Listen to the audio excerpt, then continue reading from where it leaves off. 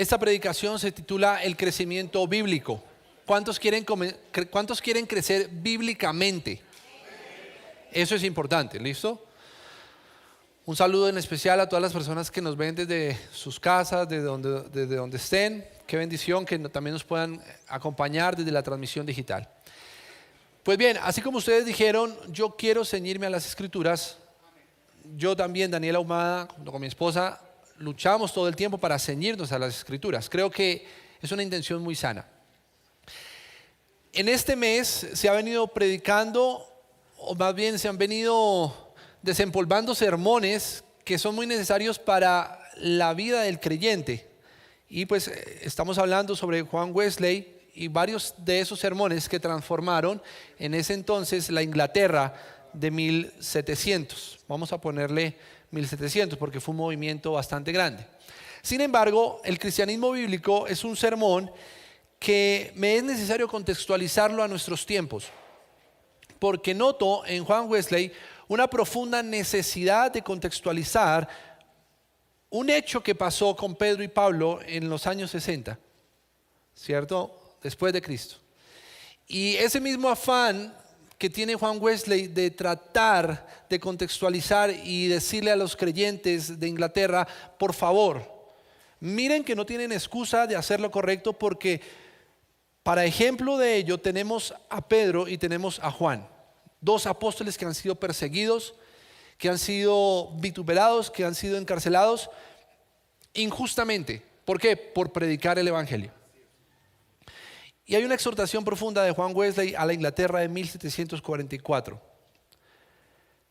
Pero para poder entender este contexto, tengo que explicar otras cosas que en el servicio anterior me detallé explicando profundamente. Inglaterra, un país abiertamente protestante, tiene en 1744 una profunda división política, porque los jacobinos están tratando de luchar por el poder, están pervirtiendo, usando el protestantismo, la buena conducta de muchos creyentes. Hay una disputa total entre el catolicismo y el protestantismo por regir a Inglaterra. Y eso es importante, porque pues con base en ese contexto ustedes entienden las intenciones de Juan Wesley.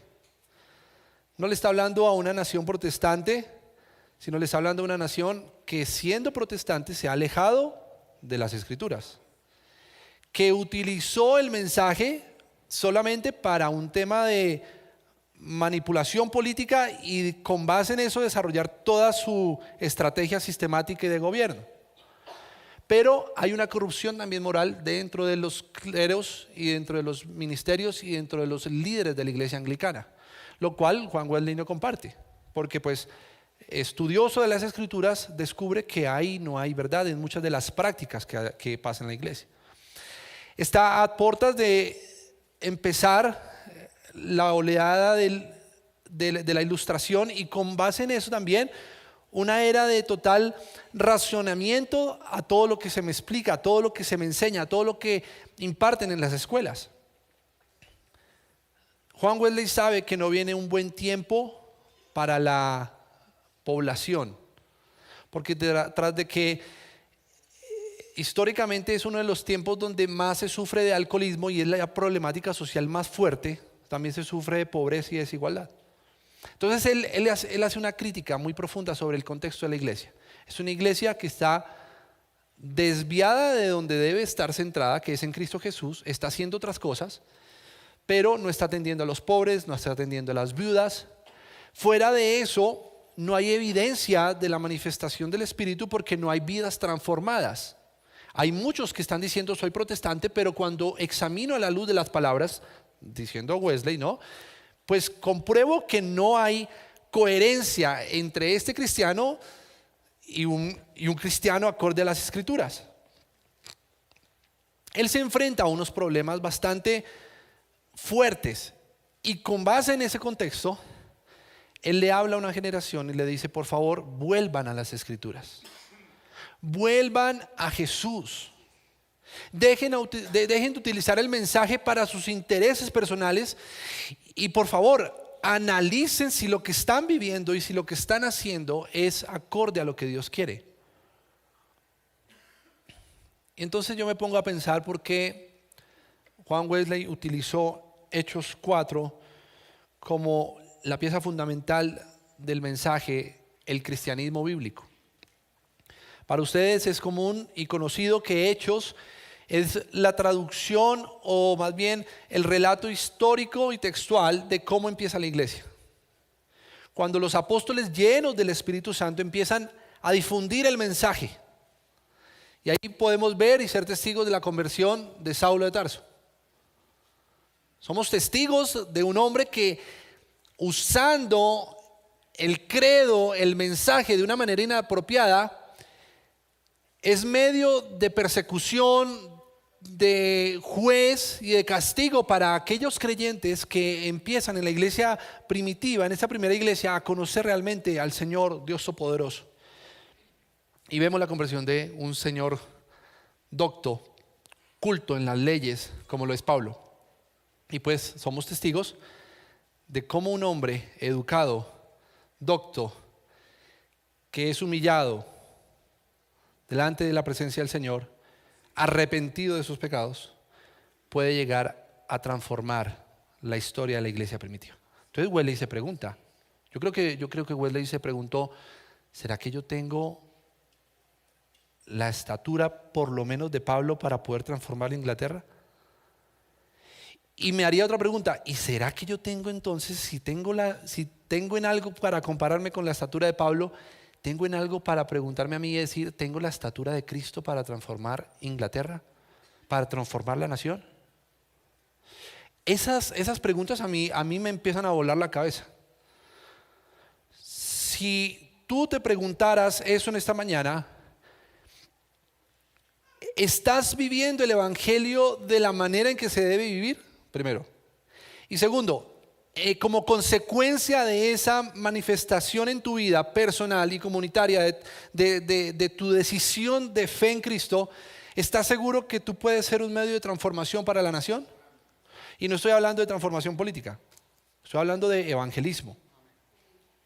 Porque Juan Wesley fue un hombre protestante y mucho más adelante conoce al Señor. No sé si me hago entender. Muchos de ustedes llevan siendo cristianos mucho tiempo, pero puede que no hayan conocido al Señor. Y Juan Wesley se enfrenta a esa realidad. Y producto de esa conversión genuina y de ese arrepentimiento genuino es que vemos a Juan Wesley migrando hacia Norteamérica, sentando las bases de lo que son las colonias obviamente inglesas, pero también sembrando el evangelio de Cristo en una nación niña, una nación infante como lo que es Estados Unidos. Pero mi propósito no es hablar de historia, mi propósito es contextualizarnos. Y en ese afán de Juan Wesley de hablarle a una nación totalmente desviada del evangelio, me preguntaba por qué Juan Wesley en su sermón se centró en Hechos 4. Y tenemos que leer entonces Hechos 4 para poder entender por qué sale un mensaje, un sermón titulado Cristianismo Bíblico. El contexto de nosotros lo vamos a dejar casi al finalizar de la prédica. ¿Listo? ¿Les gusta leer? Entonces vamos a leer bastante hoy. ¿Listo? Hechos 4 dice así: Pedro y Juan ante el concilio. Abran su mente para los detalles que posiblemente muchas veces pasamos de corrido. Hablando ellos al pueblo, vinieron sobre ellos los sacerdotes con el jefe de la guardia del templo y los saduceos. Necesito mentes ágiles. ¿Listo? ¿Qué tenían los sacerdotes y los guardias del templo y los saduceos que en apariencia no tenían Pedro y no tenían Juan? ¿Qué tenían? No. Los saduceos. ¿Qué tenían los fariseos? ¿Qué tenían que no tenía Pedro y que no tenía Juan? Tenían la autoridad del pueblo, ¿no? Tenían la autoridad política. Eran poderosos. En apariencia ellos tenían el sartén por el mango. ¿Listo? Pero estos que tenían el sartén por el mango, estos que son los hombres moralmente ejemplares para una sociedad judía, estos líderes religiosos, mire cómo tenían el corazón. Versículo 2. Resentidos de que enseñasen al pueblo y anunciasen en Jesús la resurrección de los muertos. ¿Cómo estaban ellos? Resentidos. Juan Wesley dice, si lo que yo estoy hablando no está provocando resentimiento en las autoridades de la iglesia anglicana, y si lo que yo estoy hablando no está provocando un comezón en los políticos de esta nación, si lo que yo estoy hablando no está causando confrontación en un corazón resentido en los educadores de la nación, no estoy haciendo nada. Porque el mensaje de Cristo tiene esa peculiaridad. Cuando entra en el corazón, haga así, renueve, ¿no?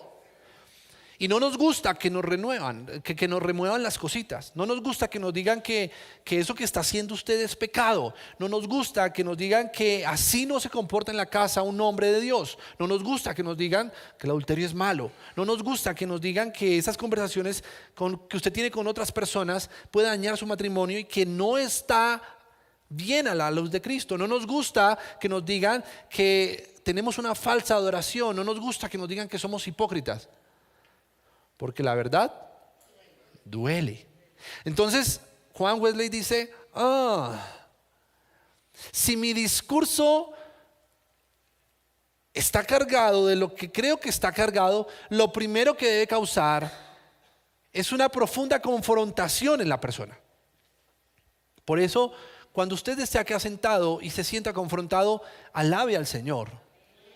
Porque no se le está dando un insumo, no se le está dando una conferencia, una charla motivacional para que usted sepa cómo administrar sus finanzas de lunes a viernes o cómo puede usted tener una vida más alegre en pareja. Para eso está Instagram, ¿no? No, si usted tiene problemas de pareja, busque en Instagram. Mi esposa me está pegando y ahí le empieza a salir muchas sugerencias de cómo mejorar en el hogar. Si su problema es de finanzas, busque en Instagram o en TikTok cómo aprender a ahorrar. O cómprese un libro. Para ese tipo de cosas hay muchas herramientas. Pero para hablar la verdad se requiere de valentía. Y Juan Wesley dice, aquí hay una muestra de valentía. En Pedro y en Juan. Resentidos de que enseñasen al pueblo y anunciasen en Jesús la resurrección de entre los muertos. ¿Y qué hicieron estos hombres poderosos? ¿Qué hicieron estos hombres religiosos, estos políticos, estos que tenían la sartén por el mango? Dice, y les echaron mano y los pusieron en la cárcel hasta el día siguiente. Hasta el día siguiente, porque era ya tarde. Pero muchos de los que habían oído la palabra creyeron, y el número de los varones era... ¿Están leyendo? Entonces diga, a la cuenta de 3. ¿Era de cuántos? 5,000. Entonces, por un lado yo tengo unos judíos que tienen poder político, poder social, poder económico para poder hacer y deshacer con una persona. Pero esas personas humildes, sencillas, tienen el poder. Ya vamos a hablar de por medio de quién viene ese poder, que parece obvio, y es obvio. Pero tienen el poder para que cuando hablan se conviertan ¿cuántos? Claro. ¿Cómo usted desestabiliza a alguien que tiene poder? Con la palabra, pero a ver, es un tema desmenuzadito. Esta gente acaba de hablar y se le convirtieron 5,000 personas. Por lo tanto, mi poder está devaluado. Ellos empezaron a tener celo.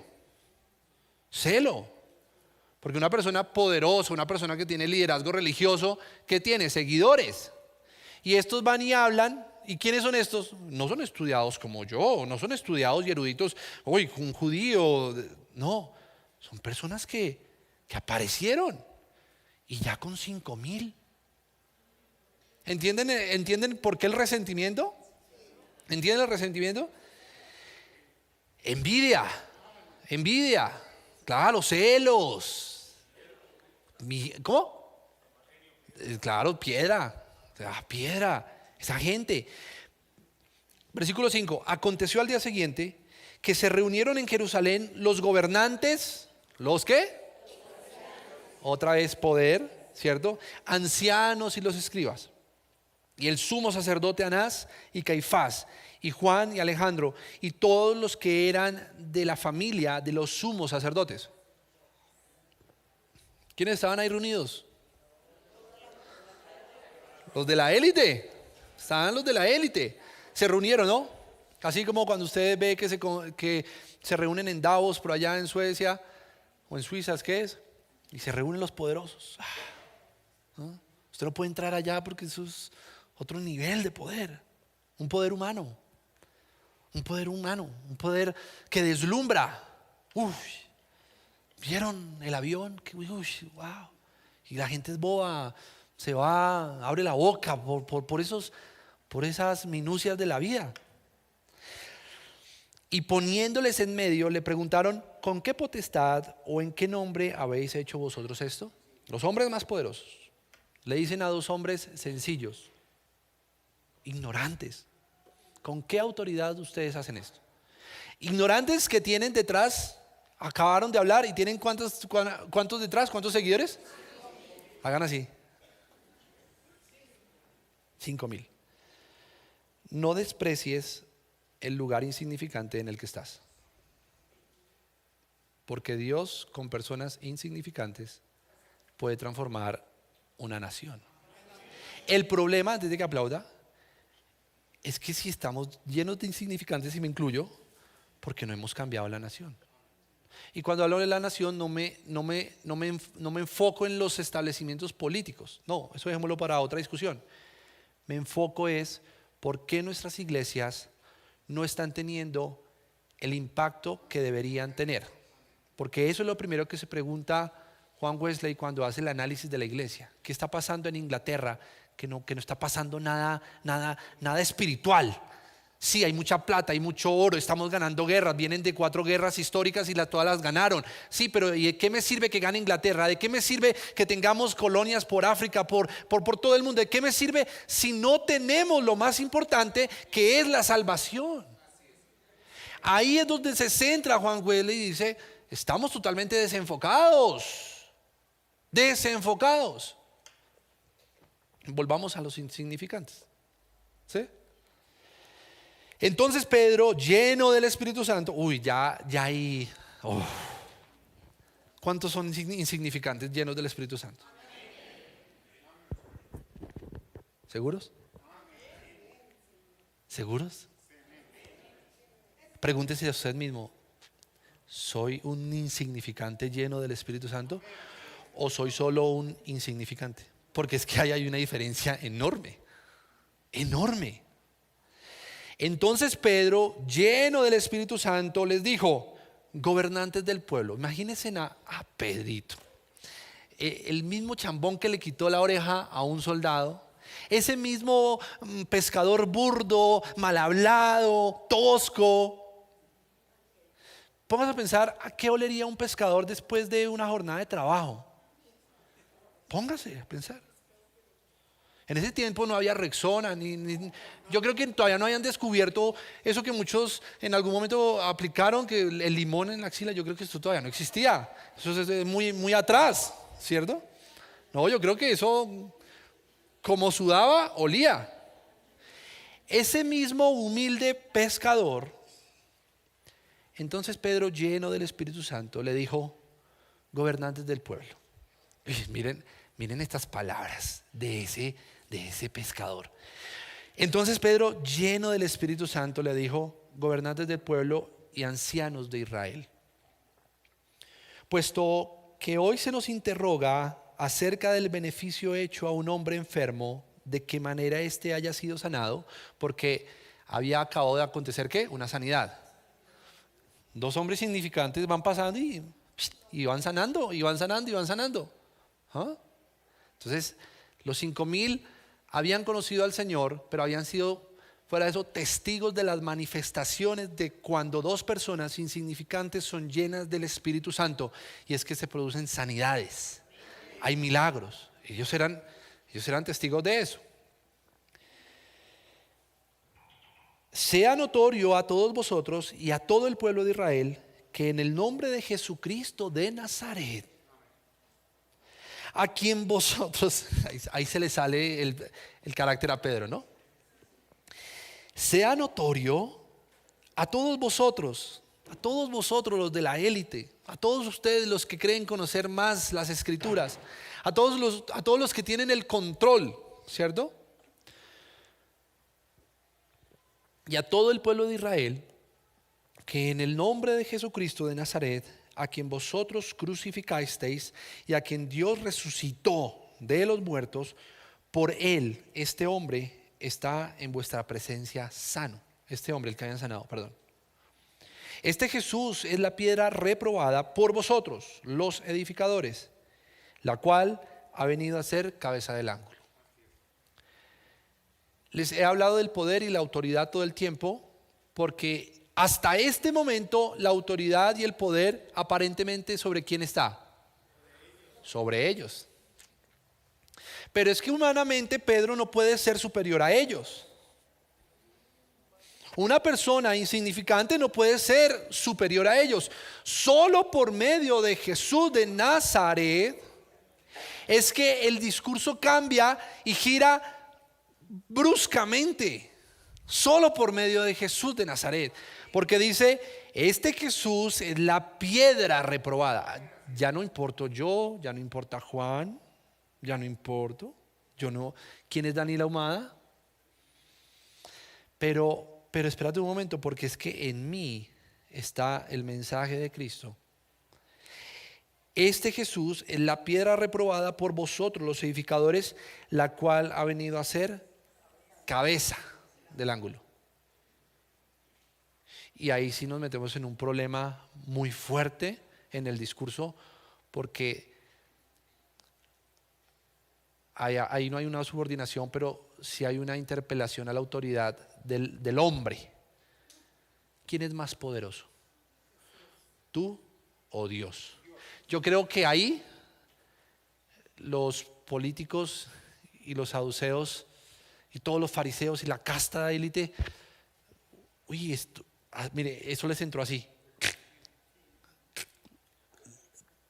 Porque tú, ¿cómo le discutes a la autoridad del Supremo? Ahora, ellos no estaban reconociendo a este Supremo, porque lo mandaron a matar. El propio Pedro les dice, ustedes subvaloraron. Ustedes no reconocieron en quién está la autoridad. Y fuera de eso, tras de que no la reconocieron, lo mataron. Y en ninguno hay otro hay salvación. Se mete en el plano de la salvación. Primero, convalida el tema de la autoridad. Él es la autoridad. Diga conmigo, Él es mi autoridad. Porque acá ya nos metemos en un plano que Juan Wesley empieza a ver que es importante que se le hable a los ingleses. Los ingleses habían utilizado el protestantismo para imponerle una autoridad muy humana, pero se les había olvidado que esa autoridad estaba y debía estar sujeta a la autoridad de Cristo. Por lo tanto, si mi autoridad está sujeta a la autoridad de Cristo, la manera en cómo yo vivo, la manera en cómo yo actúo, la manera en cómo yo me muevo es totalmente diferente. ¿Cuántos tienen sueño? Digan amén. No baila. Sí, hágase así. No, mentira, no, suave. Se volaron la caja de dientes. Bueno, y en ninguno hay otro de salvación, porque no hay otro nombre debajo del cielo dado a los hombres en que podamos ser salvos. No hay nada. Tu posición de altura, tu élite no me beneficia en nada. Lo único que me beneficia a mí es Jesús de Nazaret, en quien hay salvación. ¿Cierto? Bueno.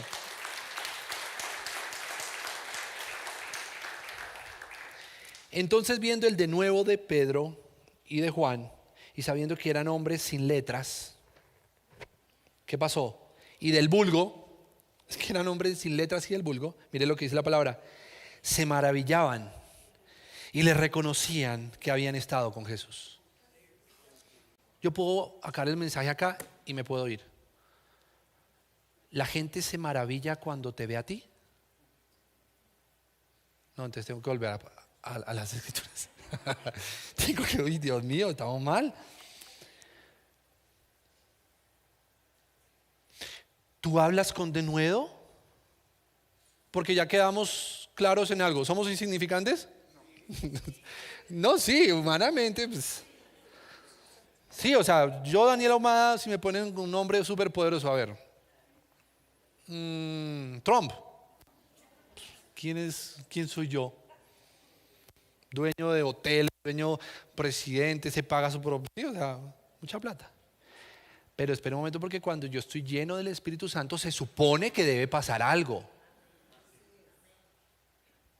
Y pues la consecuencia implícita en el texto es que como eran hombres llenos del Espíritu Santo, hablaron que con denuedo, se me perdió el versículo,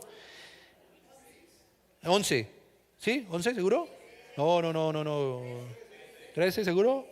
Entonces viendo el denuedo con que hablaba Pedro y Juan y sabiendo que eran hombres sin letras y de vulgo, se maravillaban y le reconocían que habían estado con Jesús.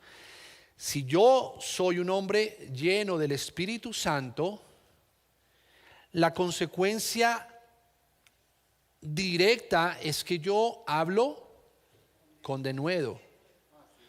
Y cuando yo hablo, diga así, cuando yo hablo, pasan cosas. Si tengo al Espíritu. Pero si no está pasando nada, me preocupo. Me tengo que preocupar. Y ahí es cuando Juan Wesley, en la Inglaterra de 1744, está diciendo, somos una nación protestante que no tiene denuedo. ¿Y por qué no tiene denuedo? No tiene el Espíritu Santo. Pero es que conocen, ¿no ve que son una nación protestante?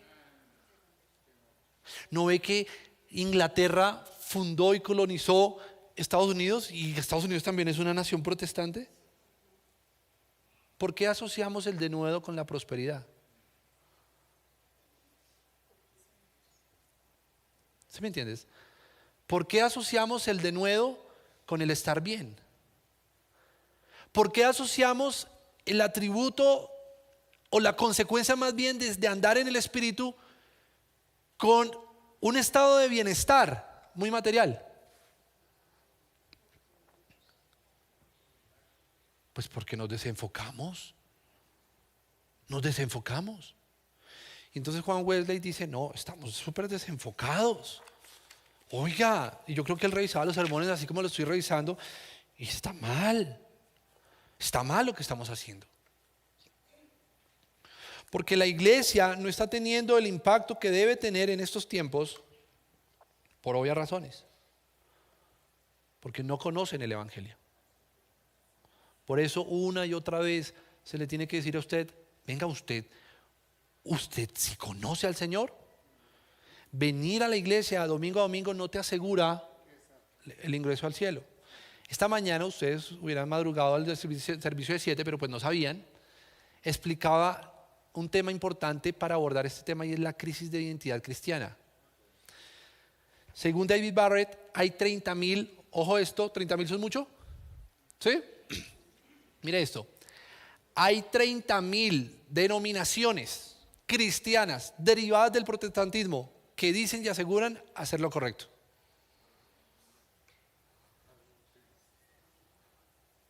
$30,000.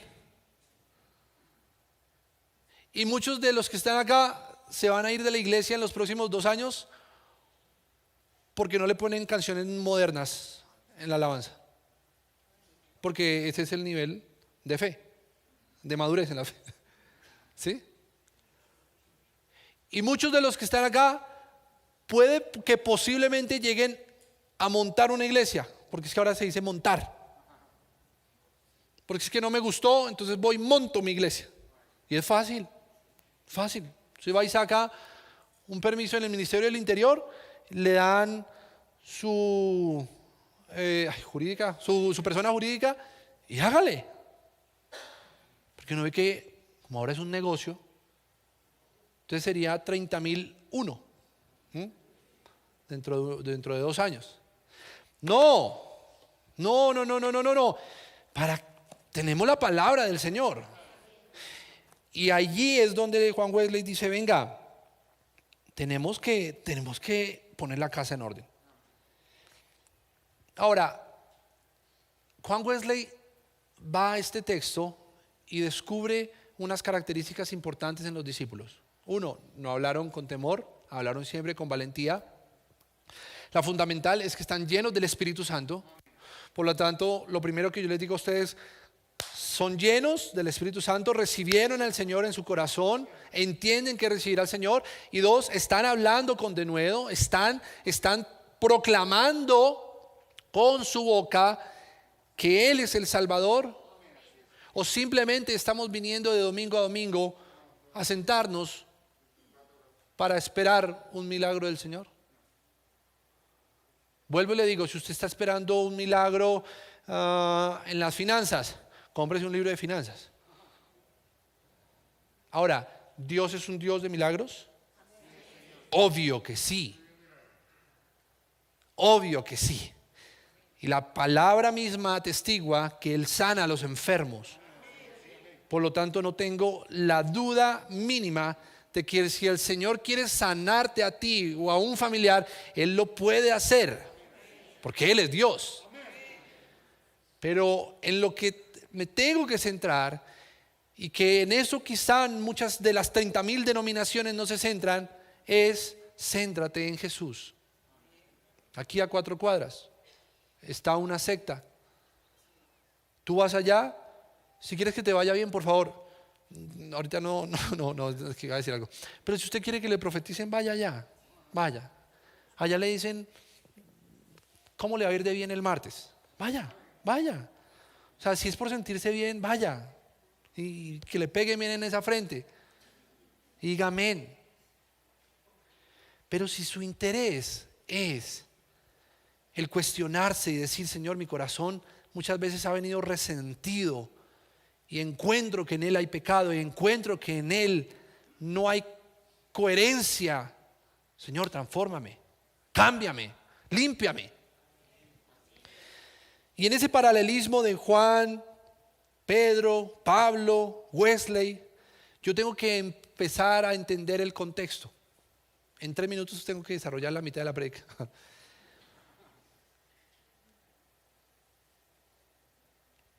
Juan Wesley le estaba hablando a una nación protestante que se presume que medianamente sabía del Señor. En nuestros tiempos es un poco más difícil, porque en nuestros tiempos hay mucha secularización y el mensaje de Cristo es subvalorado por la sociedad, es irrelevante. El problema fundamental de Inglaterra a nivel social era la desigualdad, la pobreza y el alcoholismo. En nuestra sociedad de hoy, nuestros jóvenes no saben si son hombres o mujeres. Hay una pérdida de la identidad y de una desconexión total de la estructura social. Nadie sabe qué es hoy en día. Por eso tenemos perros en Inglaterra que son hombres. No sé si han visto esos casos.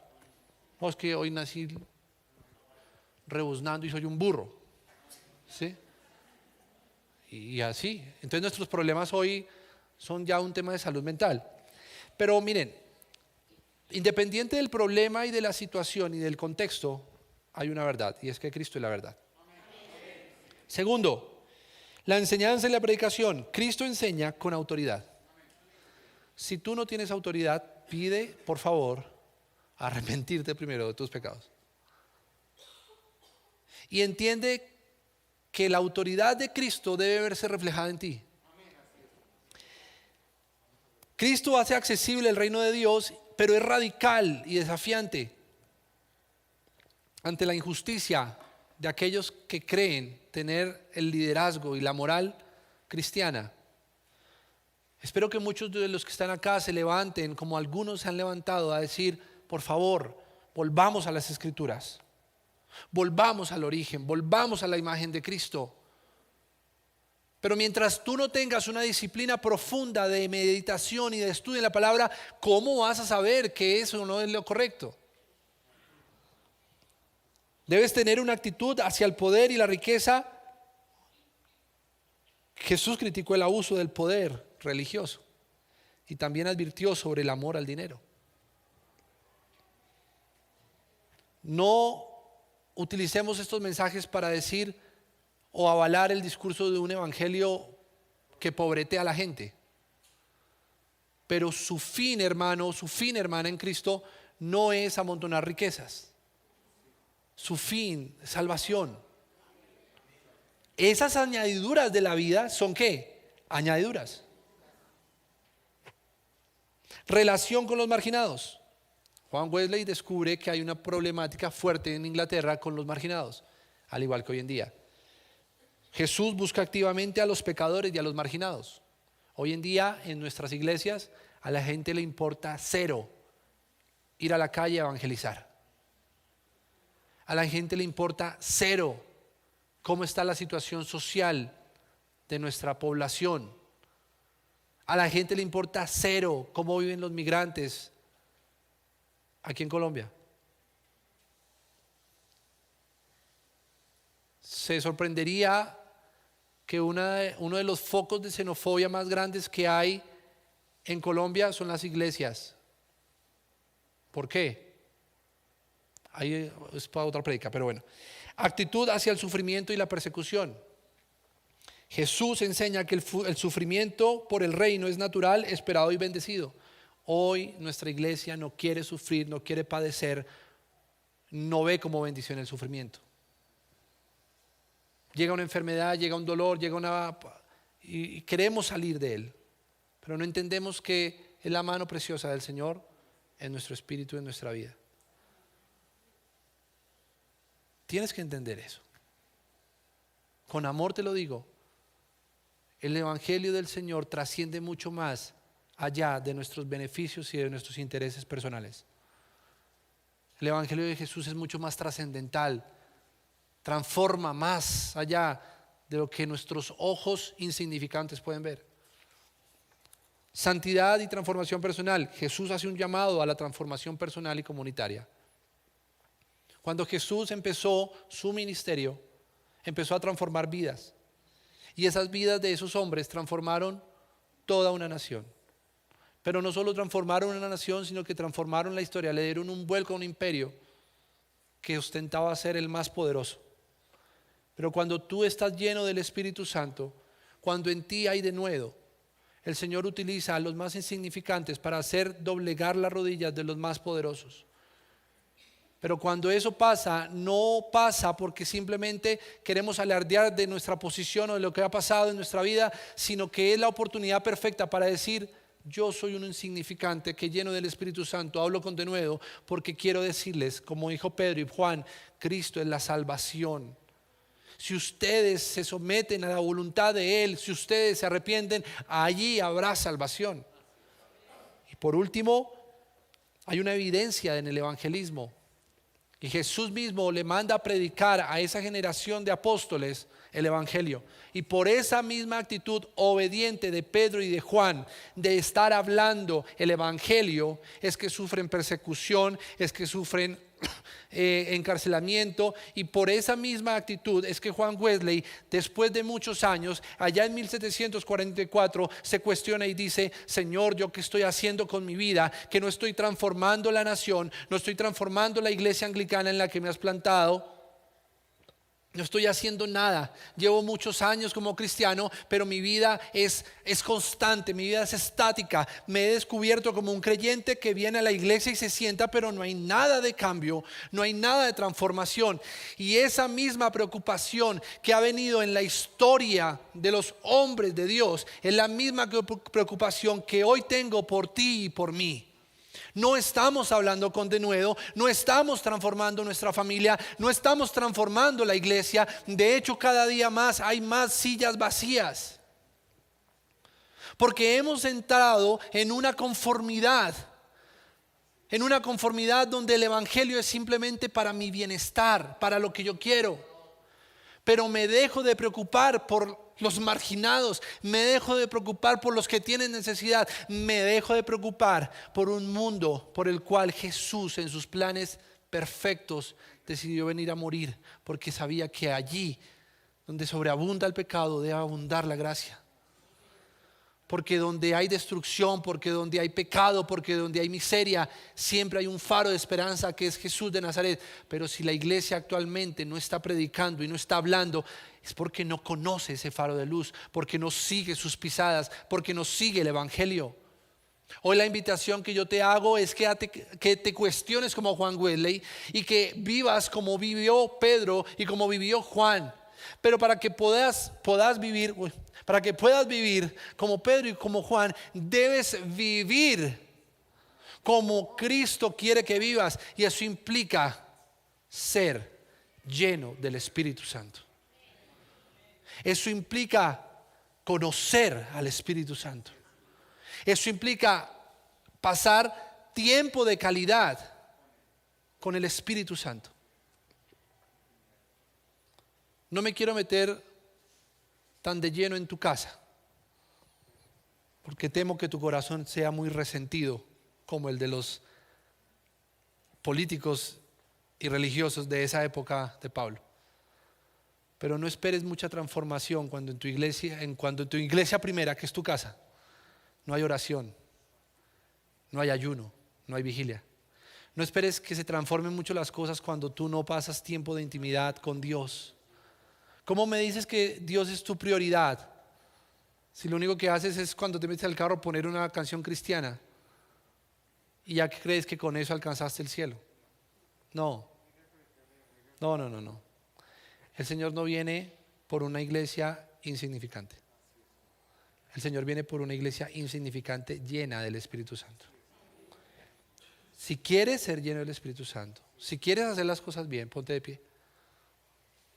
Señor, te doy gracias por tu amor. Señor, pues en últimas, después de esta palabra, lo único que me queda decirte es: perdóname, Dios. Perdóname, porque ¿será que me estoy cuestionando lo que realmente me debo cuestionar? Ayúdame, Dios, a vivir las Escrituras. Ayúdame a conocerte. Ayúdame, Señor, a amar tu palabra. Ayúdame, Señor Jesús, a renovar mi mente, mi espíritu, mi mente. Mi día a día, Señor Jesús, tiene que ser una evidencia tácita, Señor, de que estoy contigo. Señor, si mis modales, si mis moralidades, si mis costumbres son el reflejo de una persona impía, ayúdame a conocerte. Pero, Señor Jesús, si estoy en ese proceso de transformación, ayúdame a ser radical como Cristo fue radical. Ayúdame a hablar con denuedo. Ayúdame, Señor Jesús, a no ser dudoso de mi fe, sino a permanecer en la sabiduría, en el crecimiento de lo sano, de lo puro. Ayúdame, Padre Santo, Señor, a evidenciar los dones del Espíritu, Dios. Ayúdame, Señor, a ser justo. Ayúdame, Señor, a evidenciar paz. Ayúdame, Padre Santo, Señor, a moverme en donde tú quieres que me mueva. No puedo hacer nada sin tu consentimiento, Señor. Por eso te pido, Espíritu de Dios, que entres a mi vida, Dios. Entra a mi familia. Opera, Dios, para que yo pueda andar en santidad. Ayúdame a tomar decisiones radicales para realmente ponerte en el primer lugar en mi hogar. Para transformar mi vida y para transformar mi comunidad. Ábreme esta boca, Dios, para que yo pueda hablar con denuedo a otros de tu evangelio. Señor, que sienta la misma carga que sintió Juan Wesley, que sienta la misma carga que sintió Pedro y que sintió Juan, y que cuando hablen se conviertan muchos, Dios. Porque así como se convirtieron 5,000 en ese escenario en Hechos 4, así como hubo un gran avivamiento después de que Juan Wesley despertó, Señor, yo espero, Señor, que lleno del Espíritu Santo pueda ser puente de bendición para muchos que no conocen del Señor. Abre mi boca, Señor, en el trabajo. Abre mi boca en la universidad. Abre mi boca en mi barrio. Pero que la gente realmente se maraville de lo que hay en mí. Es porque yo te conozco a ti, Señor, al único Rey y verdadero. En el nombre de Jesús. Amén y amén. Amén. Fuerte ese aplauso al Señor. Gracias, Dani. Mis amados, Dios les bendiga. Por favor, tomen asiento. Saludamos a todos nuestros hermanos que están allí en las redes, en YouTube, en Facebook. Les bendecimos y queremos invitar a todos nuestros hermanos allí en las redes que el próximo domingo tenemos el Día del Padre. Entonces queremos invitarles allí también a todos nuestros hermanos. Dios les bendiga grandemente. Nosotros aquí la iglesia. Hola iglesia, queremos recordarte que aparte de nuestros servicios el día domingo a las 7, 9 y 11 de la mañana, entre semana también tenemos varias actividades. El día miércoles tenemos nuestro ayuno congregacional de manera presencial, pero también lo transmitimos vía YouTube y Facebook. A las 7 de la noche tenemos nuestro discipulado vía Zoom. Para mayor información, comunícate con nuestro equipo de consolidación. Los viernes a las 6:30 tenemos nuestra reunión de intercesión. Allí profundizaremos más en la palabra y en oración. Los jueves cada 15 días tenemos nuestra escuela de parejas. Para mayor información, acércate al pastor Carlos González. Para nosotros es importante el crecimiento en comunidad. Por eso queremos invitarte a que formes parte de nuestro grupo de varones los jueves a las 7:30 de la noche. O si quieres hacer parte de un grupo de crecimiento integral, puedes acercarte a nuestra carpa de consolidación donde te brindarán más información.